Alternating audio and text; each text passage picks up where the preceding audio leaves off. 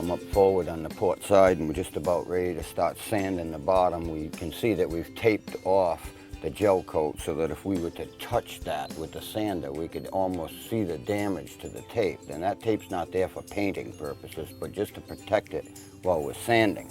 Now we're going to use an 80 grit paper, and we've got a Festool dustless sanding system here. It's going to take care of it quite nicely. We are going to use a dust mask and some safety glasses, but we're probably not going to use a suit because this thing seems to suck up about 95% of the dust, so that's pretty good for us. All right, for right now, I'm going to avoid some of these spots down the bottom because I've got 80 grit on here, and I'm going to switch over to 50 grit for this. But from here up, I'm going to use 80.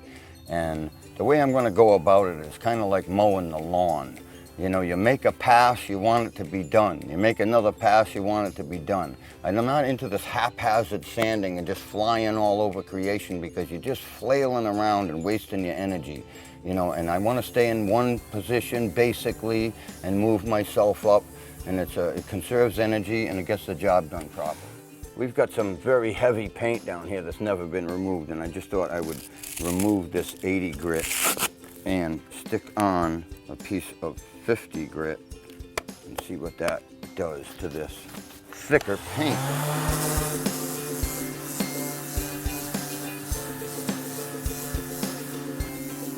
You can see here where I've just gone over it with the 50 grit, and it has smoothed that right out, almost taken it right off completely. Here it is again here, all scaled up, very thick. It's like a green bottom paint that was on here one time before that hasn't been taken off. And this sander seems to take care of it quite nicely. A little bit of work, but does the job. I'm going to demonstrate it right here, but even as I go underneath the boat back aft, I'm going to use a technique here that just saves me an awful lot of energy, and that is that, you know, I'm 64 years old. I don't want to have to hold the sander up, even though it's quite light, and push on it with my muscles constantly. It just isn't the way to go about it. What I do is I'm going to prop my elbow against my knee and actually just bind my hand in there. So I'm not really using any muscle pressure at all, just a binding technique. I'm simply holding on to the sander. I can put one finger on it, or my thumb, and hold it up there, just like that. This is the hand that moves the sander. This is the hand that holds it against the boat. And like I say, I'm going to use this binding technique. Now watch this work.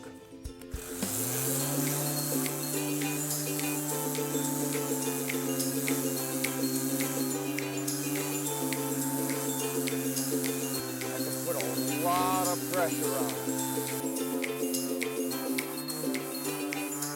All right, as they sand in a boat like this or painting it, it's pretty important in order to keep the boat supported at all times. Now you can remove a poppet stand and move it, but there's a certain way to do that that's good and safe.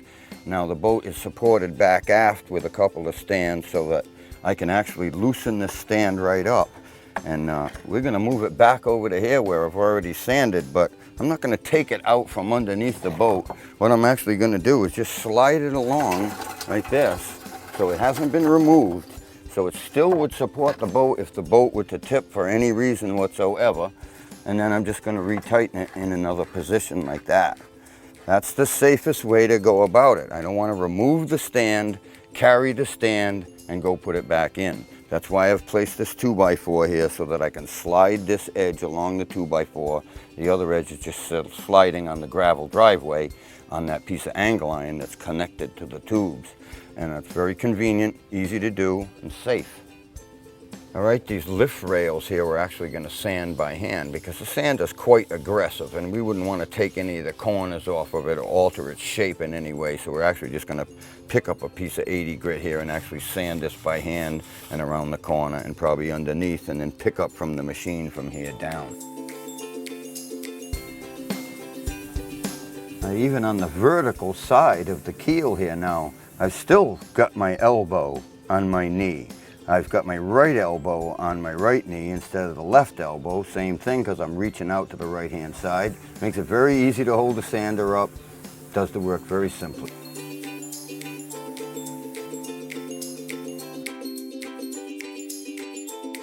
All right, we're at the transom here of Fish Hawk, and we're just about completed sanding the whole boat, and I'd just like to show you a few things here.